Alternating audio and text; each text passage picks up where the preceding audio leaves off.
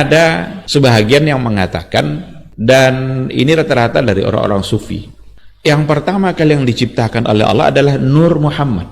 Berdasarkan kepada sebuah riwayat di mana Jabir bertanya kepada Rasulullah, ya Rasulullah, apa yang pertama diciptakan oleh Allah?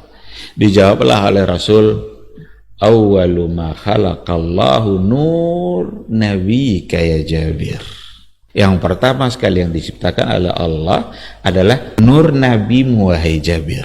Riwayat yang dipakai oleh sebahagian orang, dan ada banyak riwayat yang lain yang berkaitan dengan persoalan Nur Muhammad. Ada lagi hadis, ana nurullah wa kullu syai'in min nuri.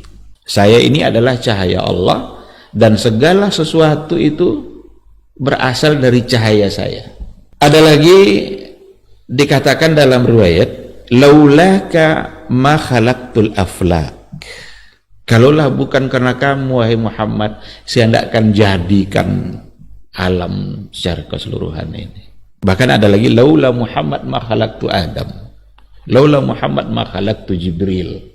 Kalau kita baca penjelasan para ulama hadis yang mu'tabar dalam persoalan ini, rata-rata riwayat-riwayat ini palsu. Kalau tidak dhaif, palsu.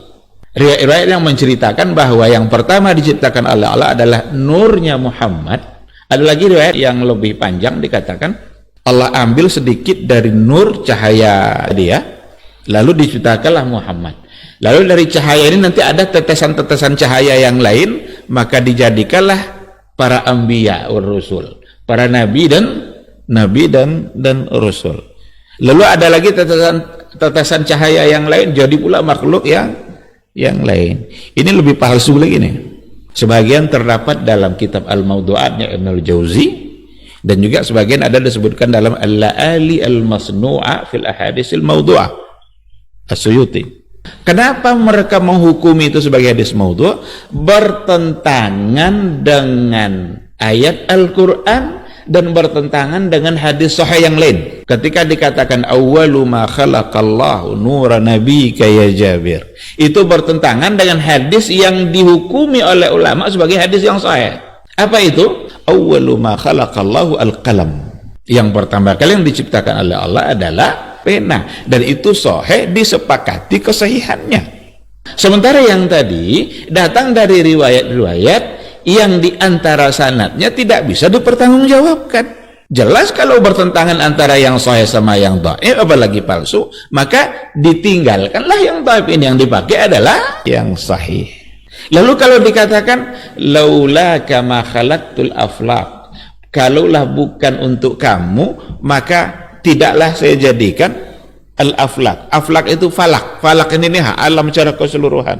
Dan ini bertentangan dengan firman Allah Subhanahu wa taala, "Wa ma khalaqtul jinna wal insa illa liya'budun." Tidaklah aku ciptakan jin dan manusia kecuali liya'budun, kecuali hanya untuk menyembah dan beribadah kepada saya saja.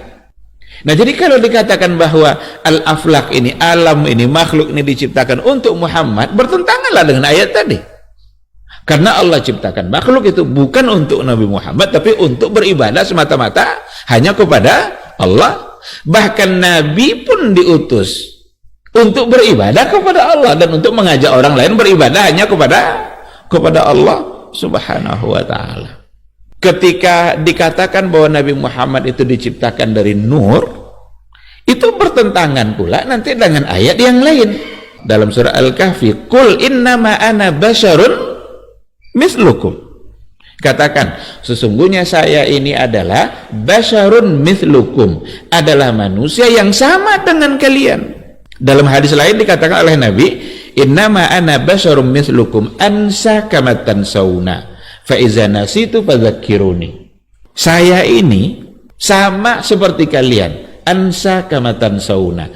Saya bisa lupa sebagaimana kalian juga bisa lupa. Fa idza nasitu fadzakkiruni. Maka apabila saya terlupa, dzakkiruni, ingatkan saya. Ketika Rasul mengatakan ana basarun mithlukum, saya manusia biasa seperti kalian, maka Nabi itu dilahirkan oleh seorang ibu melalui perkawinan antara ayah dengan ibunya, ada Abdullah, ada Aminah, ayah dan ibunya, lalu lahir sebagaimana layaknya lahir manusia biasa.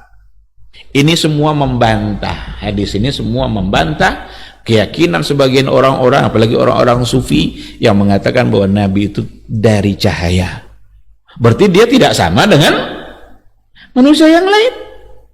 Jadi hadis-hadis yang terkait dengan itu, hadis-hadis yang palsu, yang dhaif, dan bertentangan dengan ayat-ayat Al-Quran. Dan berbagai riwayat yang berkaitan dengan itu menggiring orang kepada ghulu terhadap Rasulullah Sallallahu Alaihi Wasallam. Ghulu itu berlebih-lebihan terhadap Nabi, menempatkan Rasul tidak lagi sebagai Rasul, tetapi sudah di atas itu, bahkan menyamakannya dengan Rabb. Ada lagi satu yang lebih parah, ana Arabun bila ain, ana Ahmad bila mim. Saya Arab tanpa ain, hilangkan ainnya apa jadinya? Rabb. Ini parah ini bisa kufur nih. Ana Ahmad bila mim. Kalau Ahmad hilangkan mimnya apa jadinya? Ahad. Yang ahad siapa? Allah. Ini ghulu luar biasa. Ini berlebih-lebihan terhadap Nabi luar biasa. Bahkan menempatkan Muhammad sebagai Rabb dan Ahmad yang maknanya semuanya adalah ahad. Ada pula sebagian orang sufi mengatakan bahwa Ahmad itu adalah gabungan dari Ahad wa Muhammad. Ini dari mana ini? Ini persoalan iman, persoalan akidah, persoalan tauhid. Tidak mungkin kita bisa mendapatkannya kecuali langsung dari Nabi. Agama ini jangan dibuat-buat. Ada pertanggungjawabannya di hadapan Allah. Jangan sesatkan orang dengan keyakinan-keyakinan yang salah yang ada di pikiran kita. Semua harus ada mi'yarnya, ada ukurannya, ada dasarnya. Apa yang menjadi dasar semua kita, maka itu yang harus kita sampaikan.